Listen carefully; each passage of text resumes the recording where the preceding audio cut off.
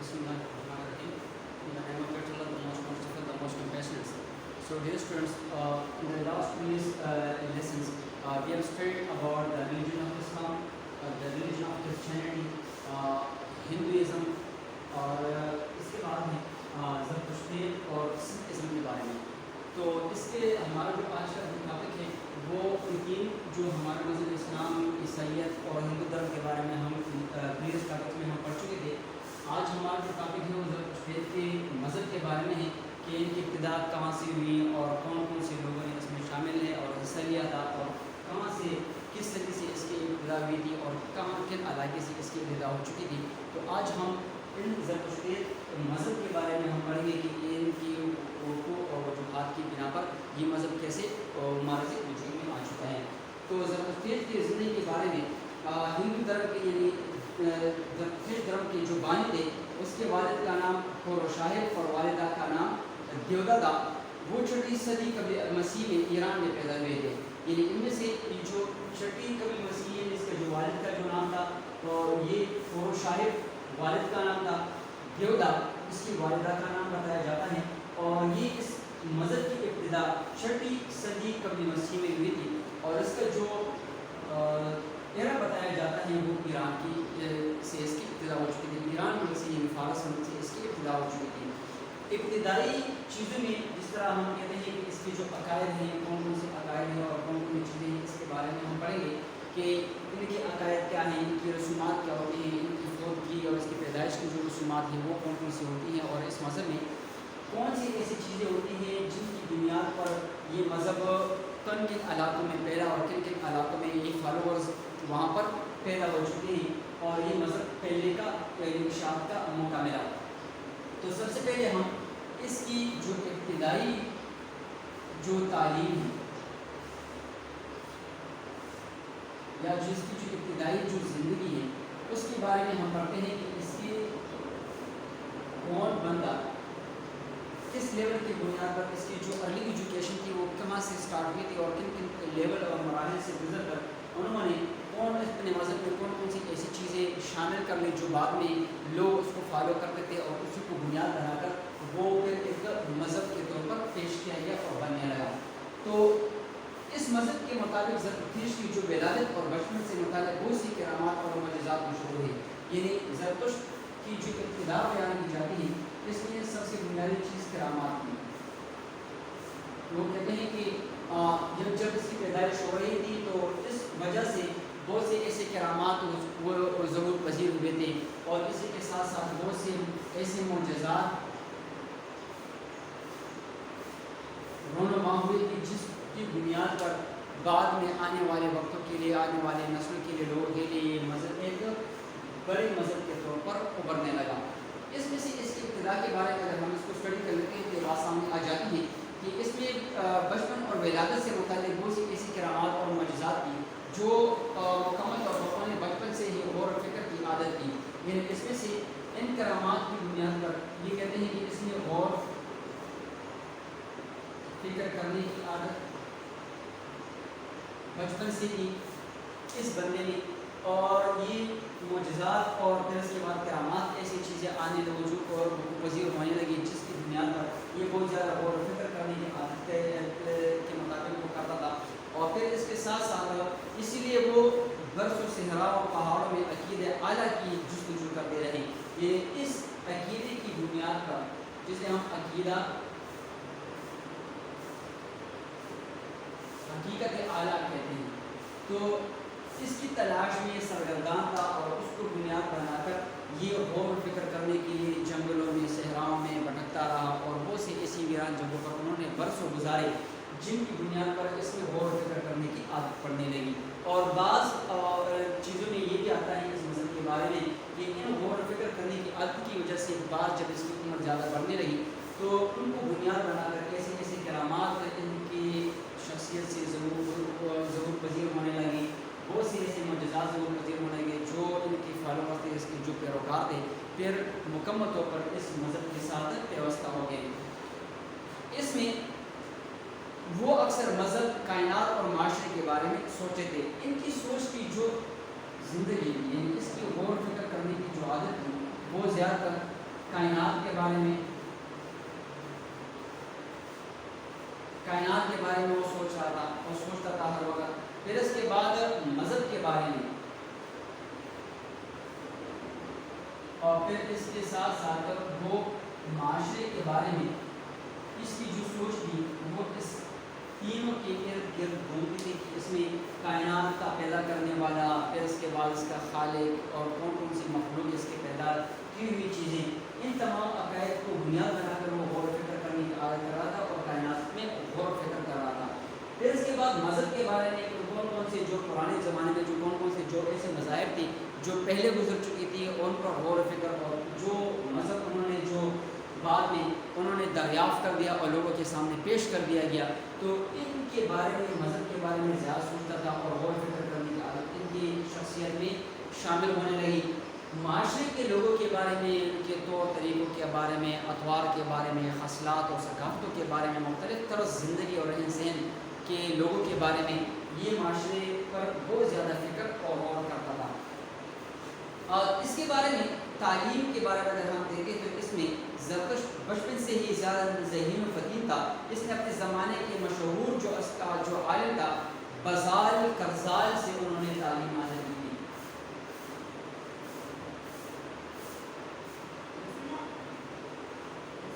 بزال کرزال اس کا جو استاد تھا،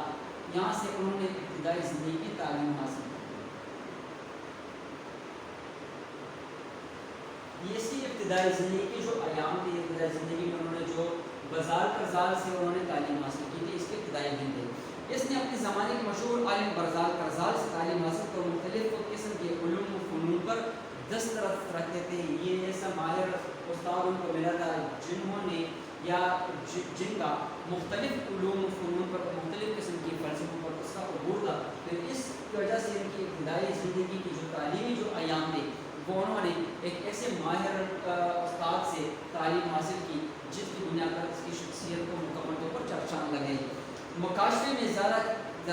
کافی عرصے تک جنگلوں میں مختلف مقامات پر معتکف اور مراقبے کے ذریعے حقیقت اعلیٰ کی تلاش کرتے رہے، اور جب ان کی عمر 30 سال ہوئی تو خدا واحد سے اس کا مکاشفہ ہوا. بقول ان کے عقائد کے یعنی عقیدہ تنبیہ کے یہ لوگ کہتے ہیں کہ اس کے کرامات، اس کے معجزات جب ان مختلف ایام میں، مختلف لمحوں میں اس سے وقوع پذیر ہونے لگے تو غور فکر کرنے کی عادت، پھر اس کے بعد حقیقت اعلیٰ کا تصور اور ابتدائی تعلیم جو بزال کرزال سے انہوں نے جو تعلیم حاصل کی، تو مکاشفے میں ان کا جو جب ان کی عمر 30 سال ہوئی تو یہ کہتے ہیں کہ ان کی مذہب کی عقیدے کی بنیاد پر وہ ان مکمل تمام چیزوں کی بنیاد بنا کر ان کا مکاشفہ خداوند سے ہونے لگا، اور اس کا خدا واحد سے اس کا مکاشفہ ہوا. اس مکاشفے کے ذریعے انہیں معلوم ہوا کہ وہ خدا کی برگزیدہ بندوں میں سے ہیں. یعنی جب یہ کہتے ہیں کہ اس کے عقیدے کے مطابق، ان کے مذہب کے عقیدے کے مطابق یہ کہتے ہیں کہ جب ان کی عمر 30 سال تک پہنچنے لگی، ان کی تعلیم بھی مکمل ہونے لگی، اس عالم سے اور اس تعلیم یافتہ بندے سے، ایک اچھے استاد کی حیثیت سے انہوں نے تعلیم حاصل کر لی، اور جب ان کی عمر 30 سال تک ہونے لگی، 30 سال تک جب اس کی عمر پہنچنے لگی تو یہ اس مذہب کے عقائد کے مطابق کہتے ہیں کہ اس کا مکاشفہ خدا واحد سے براہ راست ہونے لگا، اور اسی کی بنیاد پر یہ اس خدا کا ایک برگزیدہ بندوں میں شمار ہونے لگا، یعنی اس کا شمار برگزیدہ بندے میں ہونے لگا.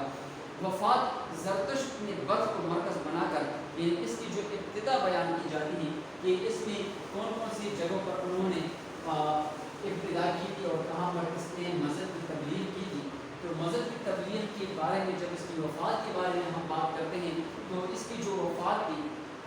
وہ بلخ میں، یعنی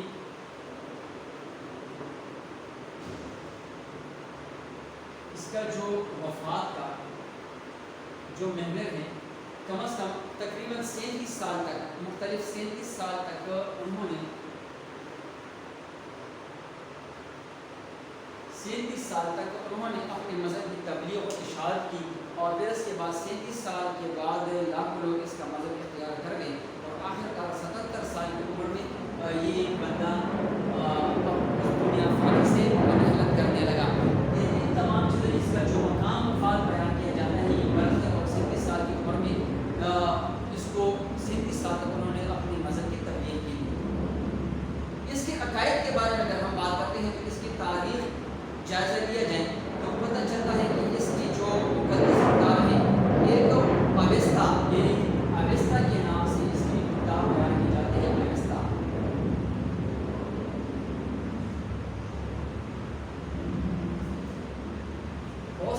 مطابق اویستا اور اوستا کے مطابق تعاون کے نام سے شائع ہوئی تھی، یعنی اس کی کتاب کا نام جو ہے وہ تعاون تھا۔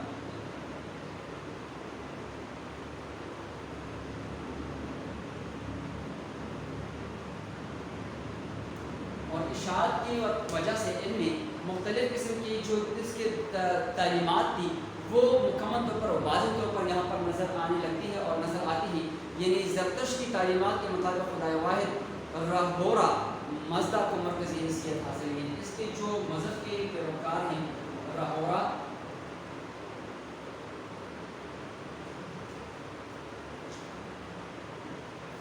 مزدا یہ کیا خدا ہے، اور اسی کے مطابق اس کو ایک مقدس مقام حاصل ہے، یعنی مقدس مقام کے طور پر یہ اس کا خدا تصور کیا جاتا ہے۔ اور پھر اس کے ساتھ ساتھ حقیقی خالق معبود کائنات ہے اور وہ تمام اختیارات کا مالک ہے۔ عقیدہ تنوید کے مطابق دو خدا ہیں، یعنی عقیدہ تنوید اس میں جب آتا ہے تو عقیدہ تنوید کے مطابق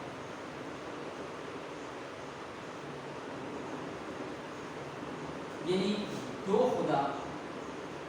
اس کے مذہب میں موجود ہیں۔ ایک کا تعلق ایک خیر اور دوسرے کا تعلق شر، یعنی ایک کا تعلق بلائی سے اور دوسرے کا جو تعلق ہے وہ برائی سے۔ یعنی خیر دو خدا اس کے مذہب اور اس کے عقائد کے مطابق ہیں، یعنی رہورم مرزا اور مزدا کو یعنی اور کائنات کے درمیان یہ واسطے کا کام کرتا ہے، یہ کائنات اور خدا کے درمیان ایک واسطے کا کام کرتا ہے رہورم مزدا، اور اسی کے مطابق اس عقیدہ تنوید کے مطابق اس کے مذہب میں دو خدا موجود ہیں۔ یعنی اس کے مطابق ان کو فرشتے بھی کہا جاتا ہے، یعنی ان دو کے درمیان ان دو کو جب ہم خیر اور شر کے کہتے ہیں تو یہ اس کے مذہب کے مطابق اسے ہم یہ فرشتے کا نام دیتے ہیں۔ اور اس میں ایک خدا جو ہے رہورا مزدا، جبکہ جو رہورا مزدا یہ بلائی کا ہے، خیر کا خدا ہے۔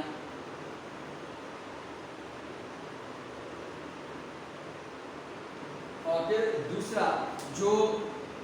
بدی کا جو خدا ہے ان کو اینگرو مینو کے نام سے یاد کیا جاتا ہے۔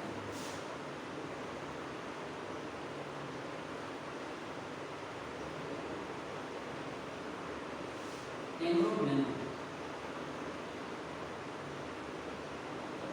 یہ ان کے خدا کے نام ہے، ایک کا تعلق خیر سے ہے، بلائی سے ہے، دوسرے کا تعلق اس کی برائی سے ہے۔ یعنی اسی کی بنیاد پر ہم اگر اس کا مذہب کو اسٹڈی کر لیتے ہیں تو یہ حق کے خلاف ہے، یعنی اس کا جو یہ خدا ہے یہ حق کے خلاف ہے اینگرو مینو، اور یہ دوسرا اس کا جو خدا ہے وہ ان کے عقائد کی بنیاد پر رہورا مزدا، تو یہ ان کے خیر کا خدا ہے، یہ خیر لاتا ہے ان کی زندگیوں میں، اور اسی کے مطابق جتنی بھی خیر کے فیصلے ہوتے ہیں یہ اس کے مذہب کے مطابق کہتے ہیں کہ رہورا مزدا یہ ایک خیر اور بلائی لاتا ہے ہمارے مذہب اور عقائد کے مطابق۔ اور جو عقیدہ تنوید کے مطابق اگر ہم اینگرو مینو کے نام سے جو خدا کی بات کرتے ہیں تو یہ برائی اور کے ساتھ ساتھ شر لاتا ہے۔ متبرک شخصیات کے مطابق 7 متبرک شخصیات بھی اس میں یہ خدا خیر رہورا مزدا اور کائنات کے درمیان واسطہ کا کام دیتے ہیں، اس کو فرشتے بھی کہا جاتا ہے۔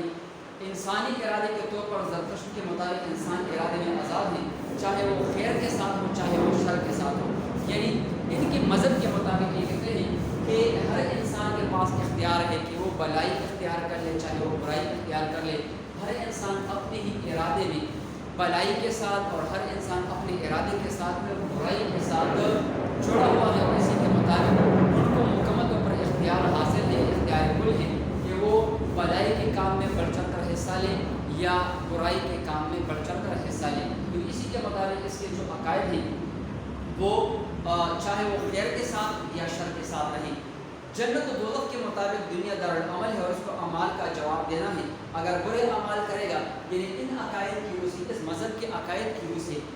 انسان کے فیصلے یعنی خیر اور شر کے جو فیصلے ہوتے ہیں، اگر انسان بلائی کی طرف گامزن ہے تو ان کو جنت ملے گی۔ جنت کا تصور ان کے مذہب کے ساتھ بھی ہے، اس کے مذہب میں بھی شامل ہے۔ اور اگر کوئی بندہ شر کے ساتھ منسوب ہے، برائی کے کام کرتا ہے، بدی کے کام کرتا ہے، تو ان کے مذہب کے عقائد کی بنیاد پر بھی یہ بندہ برائی کی طرف جائے گا اور دوزخ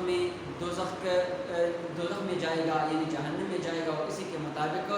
اس کے اعمال کی پوچھ گچھ ہوگی. یعنی اگر کوئی نیکی کا، بھلائی کا، خیر کا کام کرے گا تو ان سے بھی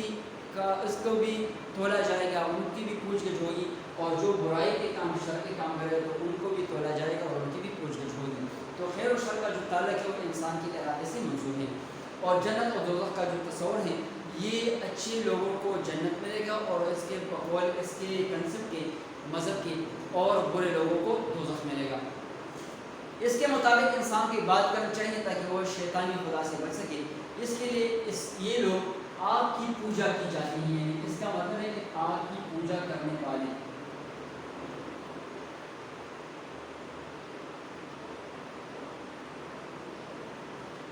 اس وجہ سے شر سے بچنے کے لیے یہ لوگ آگ کی پوجا کرتے ہیں تاکہ وہ شر سے بچ سکے اور شیطان کے شر سے بچ سکے.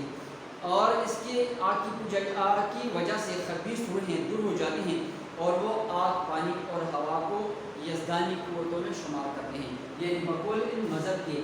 آگ، پانی اور ہوا ان کے مذہب کے مطابق مقدس چیز ہیں، اور اسی کی بنیاد پر اس سے جتنے بھی جو شر کے جو اعمال ہیں، وہ شر کے جو فسادات ہیں،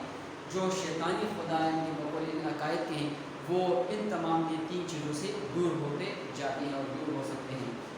زرتشت کا جو عبادت کا جو تصور ہے اس کا خدا سے مکاشفہ ہونے کا کے بعد محسوس ہے کہ وہ اللہ تعالیٰ کا برگزیدہ بندہ ہے، لہٰذا اسے اپنے مذہب کی تبلیغ کرنا چاہیے. اس نے تبلیغ شروع کی اور مذہب کی کہانی کچھ اس طرح ہے. یہ زرتشت مذہب کی ابتدا کی تبلیغ شروع اس وقت کی، اس وقت ایران میں بت پرستی جاری تھی. اس نے بت پرستی کے خلاف اور خدا کی وحدانیت کی تبلیغ شروع کی. اسے مخالفت کا سامنا کرنا پڑا. مسلسل 10 سال کی کوشش کے بعد اپنے وطن شمالی و مغربی ایران میں کامیاب نہ ہو سکا تو مشرقی ایران چلا گیا، اور یہاں خراسان اور شمالی افغانستان کے حکمران نے جب زرتشت مذہب قبول کیا تو بلخ میں 37 سال کی اشاعت کے بعد لاکھوں لوگ اس کے مذہب میں شامل ہونے لگے اور ان کے پیروکار بننے لگے. اور پھر اس کے ساتھ جس طرح انہوں نے بلخ کے مقام پر جب اس کی وفات ہونے لگی تو 37 سال تک انہوں نے اپنے مذہب کی، زرتشت کی مذہب کی تبلیغ و اشاعت کے لیے صرف کی. اور پھر اسی کے ساتھ ساتھ ان حکومت میں ریاست کا سرکاری مذہب بھی بننے لگے ہیں. بہت سے لوگ، بہت سے بادشاہوں نے مذاہب کو اپنے مذاہب سے ہٹ کر اس مذہب کو قبول کر لیا، تو بہت سے لاکھوں لوگ ان بادشاہوں کے ہاتھوں پر اپنے مذہب میں، یعنی اس مذہب میں شامل ہونے لگے، اور اسی کے ساتھ ساتھ یہ مذہب پھیلنے لگا اور یہ ان زمانے میں سرکاری مذہب بھی بننے لگا. اس کے بعد اس نے ارد گرد کے علاقوں کو متاثر کر اس کے ماننے والوں کی تعداد میں مزید اضافہ ہونے لگا. ان کی وفات کے بعد اس کے مذہب کے عقائد میں بہت زیادہ اضافہ ہوا، لیکن رفتہ رفتہ اس مذہب کے عقائد کے ماننے والوں میں وقتاً فوقتاً جو ہے نا عقائد کمزور ہوتے گئے اور سیر و گردانی کرنے والے لوگ جو ہے نا اس میں شامل ہونے لگے. تو بعد میں اس سے لوگ انحراف شروع ہونے لگا. خاص طور پر عربوں کی ایران پر حملے کے بعد یہاں اسلام پھیلنا شروع ہوا اور یہ مذہب رفتہ رفتہ کمزور ہونے لگا. جیسے جیسے اسلام کی اشاعت ہوئی، زرتشت مذہب کم ہونا شروع اور حالات میں اس مذہب کے کچھ پیروکار کرمان، ہندوستان اور پھر اس کے بعد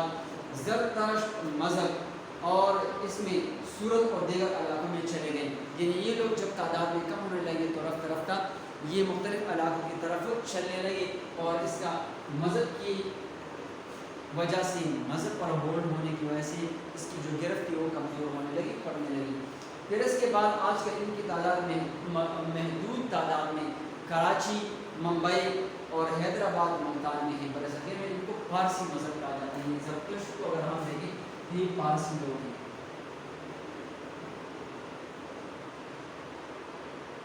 پارسی لوگ جس طرح ممبئی، کراچی، ملتان اور پھر اسی کے ساتھ ساتھ اور بھی بہت سے ایسے علاقے ہیں جس میں حیدرآباد ہیں. یہ لوگ آباد ان کی اپنی قبرستان، اپنی رسومات، فوتگی کے، پیدائش کے اور اپنے مذہب کے مطابق یہ لوگ اپنی عبادات کو اپنے مذہب کے مطابق اور رسومات کو ادا کرتے ہیں. یعنی ان کی جو موت کی جو رسومات ہیں اسے اوستا کے نام سے یاد کیا جاتا ہے، اور اس میں جو موت کی جو رسمیں ہوتی ہیں، مردے کی لاش کو درخت کی مچھان بنا کر اس پر رکھ دیتے ہیں، اگر ایسا ممکن نہ ہو تو مینار بنا کر اس پر رکھ دیتے ہیں، وہاں سے پرندے اس کی لاش کو کھا لیتے ہیں اور اسی کے ساتھ اس کو جلایا دفنایا بھی جاتا ہے۔ اس کا نظریہ ہے کہ اس کے طرح درختوں میناروں پر لاش کو لٹکانا اور رکھنا ضروری ہے، کیونکہ اس کی لاش سے جانوروں کو فائدہ حاصل ہوتا ہے اور پرند و چرند اور وغیرہ کی غذا بن سکیں۔ تو اس وجہ سے اس مذہب میں بندے کو یعنی مردے کو میناروں پر، بڑی اونچی جگہوں پر، ٹھیلوں پر اس کو رکھا جاتا ہے یا کسی دشت ویران میں اس کو رکھا جاتا ہے، تاکہ مختلف قسم کے پرندے مردار خور یہاں پر آتے ہیں اور اس کے مردے کے گوشت کو یا اس کی باڈی کو یا جسم کو کھا لیتے ہیں، ختم کر لیتے ہیں۔ تو بقول ان مذاہب کے عقیدے کے مطابق یہ کہتے ہیں کہ اس سے اس کے پرندوں کی غذا بن جاتی ہیں اور اس سے پرندوں کو یعنی فائدہ پہنچتا ہے۔ اسی کے ساتھ ساتھ اگر ہم دیگر مذاہب میں اگر ہم سکھ مذہب کی بات کرتے ہیں تو سکھ مذہب کی اگر ہم بات کرتے ہیں تو سکھ مذہب میں ہم اس کی ابتدا 14ویں صدی میں ہوئی ہے۔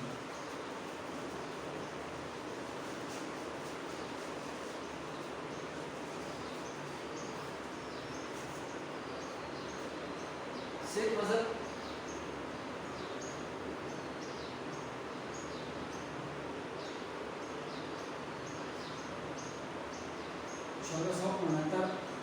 میں اس کی ابتدا ہوئی اور اس کے جو بانی بیان کیے جاتے ہیں، تصور کیا جاتے ہیں یا مانے جاتے ہیں، وہ بابا گرو نانک، اور اسی کے ساتھ ساتھ اپنے روحانی تجربے اور برسوں کی ریاضت کے بعد اپنی تعلیمات کو سادہ انداز میں لوگوں کو پیش کیا۔ سکھ مذہب کے درج ذیل عقائد ہیں۔ سب سے پہلے اس کی جو عقائد ہیں، عقائد میں سب سے بنیادی چیز اس کا توحید ہے، یعنی عقائد میں توحید اس کے مذہب میں بھی شامل ہے۔ یہ خدا کی ذات کی بات میں کسی کو شریک نہیں کرتے، اس لیے وہ ذات پاک کے قائل نہیں ہے۔ یعنی سکھ مذہب میں بھی توحید کا تصور موجود ہے، جس طرح مذہب اسلام میں موجود ہے۔ یعنی جس طرح ہم مذہب اسلام میں مسلمان ہونے کی حیثیت سے توحید کا اقرار کرنا، اللہ کی وحدانیت پر یقین کرنا، اس طرح سکھ مذہب میں بھی یہ اللہ تعالیٰ کی ذات کے ساتھ کسی کو شریک نہیں کرتے۔ سکھ مذہب میں دوسرے مذہب کا احترام کیا جاتا ہے، دوسرے مذاہب کے مقدس مقامات کا بھی احترام کرتے ہیں، بلکہ تمام انسانوں کا احترام بھی کرتے ہیں۔ پھر اس کے ساتھ ساتھ ہی عبادات میں وہ اجتماعی عبادات میں موسیقی اور خوش اسلوبی سے اللہ تعالیٰ کی حمد و ثنا بیان کرتے ہیں۔ یاد الہی کو سمرن کہا جاتا ہے، یعنی اس کی جو عبادات ہیں اس کی، تو اس میں جو موسیقی ہے تو اسے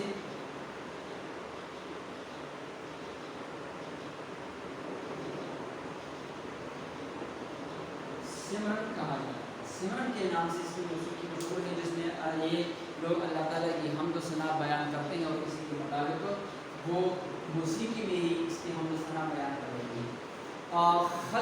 خدمت میں سکھ مذہب کے لوگوں کی خدمت اور پروری پر زور دیا جاتا ہے، اور آخرت میں سکھ مذہب موت اور آخرت کا تصور بھی موجود ہے، مردے کے لیے دعائیں اور نکر بھی تقسیم کرتے ہیں، دیتے ہیں۔ یعنی کہ توحید کے قائل،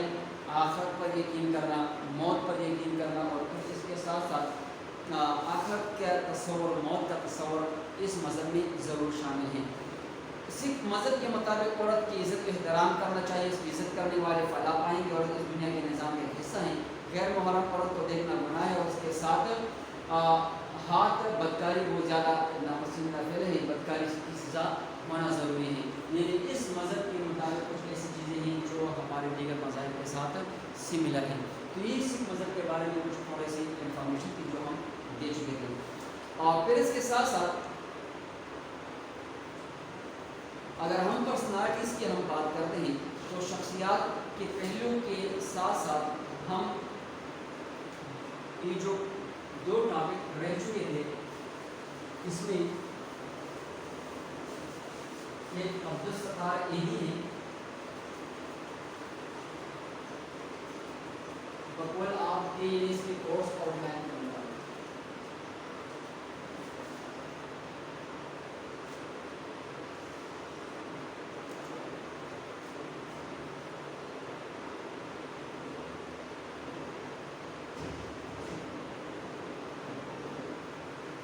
عبدالستار ایدی اس کی پرسنالٹی کے مطابق انہوں نے بچپن سے ہی سماجی خدمات شروع کر دی، یعنی ایک سماجی بندہ ہے،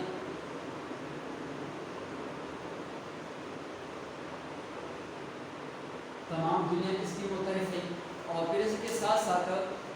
بڑے ہونے پر وہ خدمت خلق کی دنیا کی ایک رسمی شخصیت بن گیا ہے۔ اس کی چند خدمات یہ ہیں: خدمت خلق کمیٹی،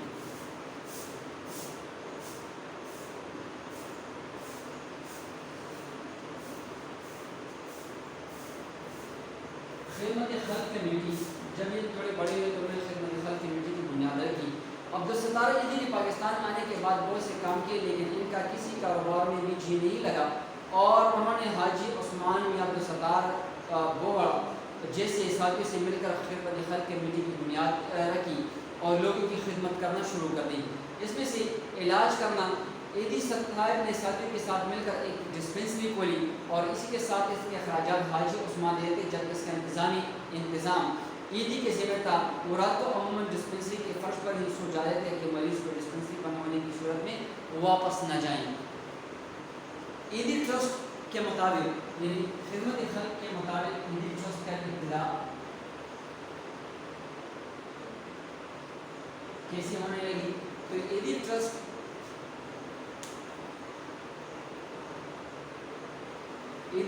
کی ابتدا ڈسپنسری کھولنے کے بعد انہوں نے مدینہ ٹرسٹ بنایا، یعنی سب سے پہلے ایدی ٹرسٹ کے نام پر انہوں نے مدینہ ٹرسٹ کے نام سے ایک فلاحی ادارہ قائم کیا، جس کی بنیاد بنا کر بعد میں عبدالستار ایدی نے ٹرسٹ قائم کیا، اور اس کے ذریعے انہوں نے رفائی کام میں وسعت پیدا کیا۔ سامان اور خدمات میں ایدی فاؤنڈیشن کے پاس یعنی 700 سے زیادہ ایمبولینس، 2 طیارے اور 1 ہیلی کاپٹر ہیں، جس کے ذریعے وہ پوری دنیا کی خدمت کر رہے ہیں، اور اس ٹرسٹ میں ہزاروں لوگ کام کر رہے ہیں، اور ان میں زیادہ تر لوگ رضاکارانہ طور پر کام کرتے ہیں۔ ایدی کی خدمات صرف پاکستان میں نہیں بلکہ پوری دنیا میں ہے۔ دنیا میں کہیں زلزلہ آئے یا قدرتی آفات آ جائیں، ایدی کی امداد وہاں ضرور ہوتی ہے، اور یہاں پر ایدی نے افغانستان، لبنان، بنگلہ دیش، Ethiopia, Armenia, Iran, Kuwait, Iraq, Romania اور جاپان میں بھی خدمت خلق کی ہیں۔ اسی کے ساتھ اپنا گھر، ایدی نے اپنے گھر کے نام سے ادارے بنائے ہیں۔ اس میں یتیم، بے سہارا، بے گھر اور جتنی بھی گھروں سے بھاگے ہوئے ذہنی معذور بچوں کو رکھا ہوا ہے، اس کو ہر لحاظ سے خدمت کی جا رہی ہے۔ وہ عموماً وہاں آتے ہیں اور بچوں کے ساتھ کھیلتے رہتے ہیں۔ اس کے علاوہ کینسر ریسرچ ہسپتال اور انٹرنیشنل کمیونٹی سینٹر کے نام سے انہوں نے ادارے کھولے ہیں، اور انہوں نے بیمار جانوروں کے لیے بھی مراکز بنائے ہوئے ہیں۔ اسی کے ساتھ غربت نہ ہو، اس کا خیال ہے کہ ایسے ادارے بنائے جائیں جس سے غریب لوگ اس طرح سے کی مدد کی جائے کہ وہ غریب نہ رہیں، ہر دکھی انسان سکھی ہو جائے، اور چاہتے ہیں کہ لاچار لوگوں کے لیے گھر ہو، نشے والے لوگوں کے لیے بھی انہیں مختلف قسم کے مراکز قائم کیے۔ اس میں خدمت، سماجی خدمات میں خدمت خلق کمیٹی، ایدی ٹرسٹ، پھر اس کے بعد مدینہ ٹرسٹ، اور پھر اس کے بعد اور بھی ایسے آرگنائزیشن جس کی بنیاد بنا کر انہوں نے تمام عمر اپنے ہی لوگوں اور دیگر تمام ممالک میں انہوں نے خدمت سر انجام دی اور تمام لوگوں کی فلاح و بہبود کے لیے کام کیے۔ ان کا ایک منصوبہ یہ ہے کہ ایسے کچن بنائے جہاں سے غریبوں کو کھانا مفت دیا جائے۔ ان کی بھی فری میٹرنٹی ہوم میں چلا رہی ہے، جہاں بے سہارا غریب عورتوں کی مدد کی جاتی ہے، اور جو غریب کو اپنے بچوں کو اپنایا جاتا ہے، ان کی پرورش کی جاتی ہے۔ دیکھا جائے تو ان کی خدمات ہر انسان کے لیے، اس کے ہر ایک زندگی کے لیے، مختلف پہلوؤں کے لیے یہ خدمات سر انجام ہیں جو انہوں نے سر انجام دیے تھے۔ مختلف قسم کے جو خدمات انہوں نے سر انجام دیے تھے، یہ ان کا مختصر قسم کا خلاصہ تھا جو ہم بیان کر چکے ہیں۔ پھر اس کے بعد ایک ہمارا ہے ڈاکٹر محمد یونس۔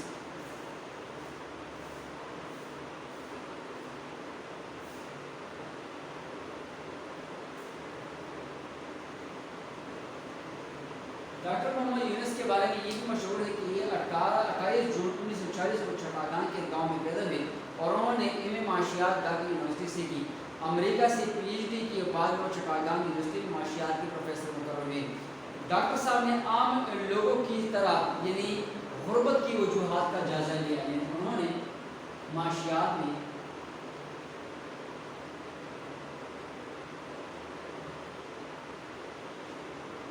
ڈگری، اور پھر اس کے بعد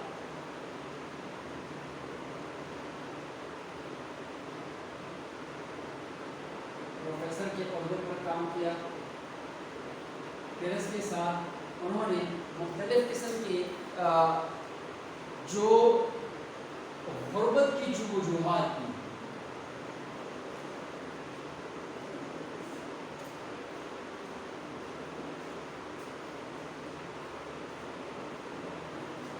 ان کا جائزہ لیا کہ کون کون سی ایسی چیزیں ہیں جو غربت کی وجوہات کا سبب بنتی ہیں،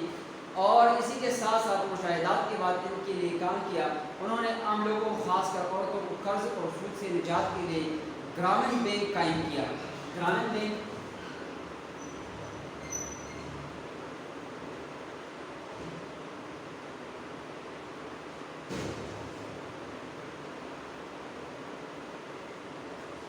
بینک کا قیام عمل میں لایا گیا، اور پھر اس کے ساتھ ساتھ ان کا خیال ہے کہ عورتوں پر زیادہ اعتماد کیا جا سکتا ہے کہ وہ آسانی سے قرض کے اقساط واپس کر دیتی ہیں. ڈاکٹر صاحب نے دیہی بینک کے ذریعے 2006 تک 71,000 سے زائد دیہات کو ساہوکاروں کے چنگل سے نجات دلائی، اور اس کے بعد انہوں نے مختلف ممالک میں دنیا میں ایسے بینک بنائے جس سے فیضیاب ہونے کے لوگوں کی تعداد 10 کروڑ سے زائد بتائی جاتی ہے. یعنی معاشیات کی وجہ سے انہوں نے ایسے وجوہات نکالے جو غربت کی وجہ سے وجوہات، اور مختلف قسم کی عورتوں کو مکمل طور پر بینکوں سے قرضے دینا تاکہ وہ اپنے پاؤں پر صحیح طریقے سے کھڑے ہو سکے اور اچھے روزگار کے مناسب طور پر ان کو کاروبار بنا سکیں. پھر اس کے بعد انہوں نے محمد یونس نے مختلف قسم کے بیکاریوں کو قرضے دیے جس سے وہ روزگار حاصل کرنے میں کامیاب ہوئی، اور انہوں نے بینک مانگنا چھوڑ دیا. اس نے 1,39,000 خواتین کو دیہاتوں میں عوام فون گھر بنا دی، اور اس طرح انہوں نے لوگوں کو روزگار دے کو مفید شہری بنایا، لوگوں کو گھر مہیا کیے اور غریب والدین کے بچوں کو تعلیم کے مواقع فراہم کیے، یعنی غریب لوگوں کو سماج میں عزت دلائی. یہ تمام وہ رفاہی کام جو انہوں نے غریب کے لیے غربت کی وجوہات جاننے کے بعد کی، انہوں نے عورتوں کی فلاح و بہبود کے لیے کام کی، لوگوں کی فلاح و بہبود کے لیے، خاص کر ان طبقوں کے لیے جو بہت غربت کی زندگی گزار رہے تھے، اور مختلف طریقوں سے ان کو اٹھایا، مختلف قسم کے قرض بینکوں سے لے لیے اور ان کو روزگار کے مواقع فراہم کیے تاکہ وہ اپنے پاؤں پر کھڑے ہو سکے. اور خاص کر بیکاریوں کو انہوں نے بہت سے ایسے مواقع دے دیے اور قرض دے دیے، اور ان کو کاروبار کے ایسے طریقے کو سکھائے جس کی بنیاد پر انہوں نے وہ بھیک مانگنے سے انہوں نے چھٹکارا حاصل کر لیا، اور اسی کے ساتھ وہ اپنے روزگار کے مالک بننے لگے. ڈاکٹر محمد یونس نے کی تمام سماجی خدمات سے پتہ چلتا ہے کہ انسان اگر کچھ کرنے کا پختہ ارادہ کر لے تو اس کی باقاعدہ منصوبہ بندی کرے، غور و فکر کے بعد مختلف اقدامات کرے تو وہ لوگوں کے دکھ و مصیبتوں میں کمی کر سکتا ہے، اور لوگوں کو خوشی اور راحت دلا سکتا ہے. لوگوں کی مناسب طریق پر اور مالی امداد کی جائے تو لوگ خود کفیل ہو سکتے ہیں. یہ ان کے نظریات ہیں جو غریب اور تمام لوگوں کو اگر خوش دیا جائے، لوگوں کو اگر سہارا دیا جائے تو مختلف قسم کے لوگوں میں اتنا ٹیلنٹ آ جاتا ہے کہ وہ خود بخود اپنے کاروبار کو جما سکتے ہیں اور مستقل طریقے سے چلانے کی کوشش اور استعداد رکھ سکتے ہیں، جس کی بنا پر وہ بہت سے معاشی برائیوں سے بچ سکتے ہیں. لوگوں کو معیار زندگی بلند ہو سکتا ہے. یہ ڈگری انسان کو خوشی اور راحت نہیں دیتی بلکہ ان کا مناسب استعمال ہی خوشی اور آرام مہیا کر سکتا ہے. علم کے ساتھ انسان کے پاس درد دل اور رحم کا جذبہ ہو تو مشکل کام بھی آسان ہو سکتا ہے. تو یہ وہ ایسی چیزیں ہیں یا اس ٹاپک سے جس طرح ہم جو عبدالستار ایدی کی سماجی خدمات کے بارے میں، خدمت خلق کمیٹی کے بارے میں، ایدی ٹرسٹ کے بارے میں جو تمام پاکستان اور اسی کے ساتھ ساتھ تمام دنیا میں برسر پیکار ہیں اور رضاکاران طور پر اس میں لاکھوں کی تعداد میں لوگ کام کرتے ہیں. مدینہ ٹرسٹ کے نام سے انہوں نے ٹرسٹ بنائے تھے خاص طور غریبوں لوگوں کے لیے، محتاج و نادار اور بیواؤں کے لیے انہوں نے کام کیے. ڈاکٹر محمد یونس معاشیات میں جو ڈگری پروفیسر پر کام کیا، غربت کی وجوہات کا جائزہ لیا اور مختلف قسم کے لوگوں کو قرض دیے، اپنے روزگار کے مواقع کے طور پر ان کو قرض دی، اور گرامین بینک کا قیام عمل میں لایا گیا اور ایسے ایسے لوگوں کو، غریبوں کو انہوں نے اٹھایا جو مکمل طور پر وہ اپنے روزگار کے اور اپنے کاروبار کے مالک بننے لگے. اسی کے ساتھ ہم اپنے ٹاپک کو وائنڈ اپ کر لیتے ہیں. اسی کے ساتھ ہمارے جو ٹاپک تھے وہ کور ہو چکے ہیں اور ختم ہو چکے ہیں. اجازت چاہتے ہیں. اللہ نے مہربان. Thank you so much.